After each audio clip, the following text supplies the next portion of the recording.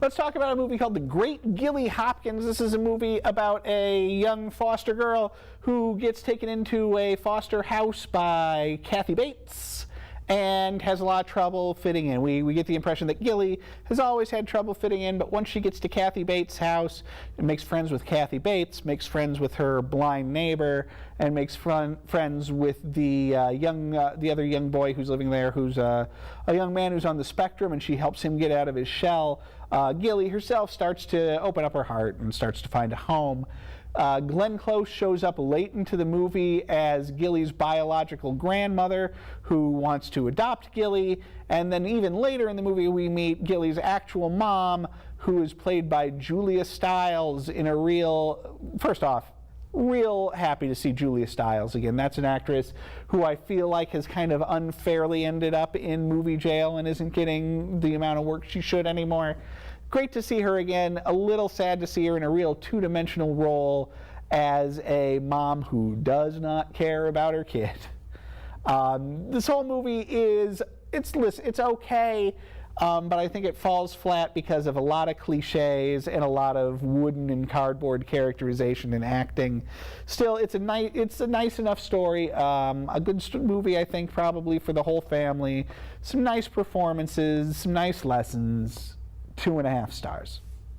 Another movie that we can add to it's about time I got around to watching this movie I've been curious about all my life is Down with Love. This is the movie where Ewan McGregor, who, I always enjoy seeing Ewan McGregor in a movie.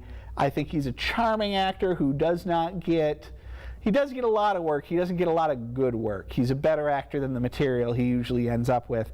This is kind of no exception, as Ewan McGregor plays a schmoozy 60s man's man author who who goes up against Rene Zellweger, who is herself a new author, a feminist author out on the scene, and Ewan launches a really bizarre plan to make her fall in love with him to prove that women do need men, but then at the end there's a bizarre twist where it turns out that Renee was using him all along, and I don't really know what the heck was going on in this movie. It's really complicated.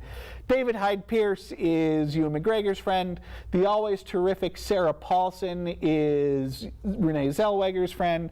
The whole thing has a terrific 60s production design. It was directed by Peyton Reed, who started to come to prominence in recent years for directing the Ant-Man movies. And he does a good job directing this movie. It looks great, and it's staged wonderfully, and they capture pretty well the look of that sort of 60s farce. Tony Randall also appears in a fairly welcome, something between an actual role and a cameo, as a major publisher in the movie. Unfortunately, the movie is a little confusing and never quite works on its own terms, which is why I'm giving it 2 stars.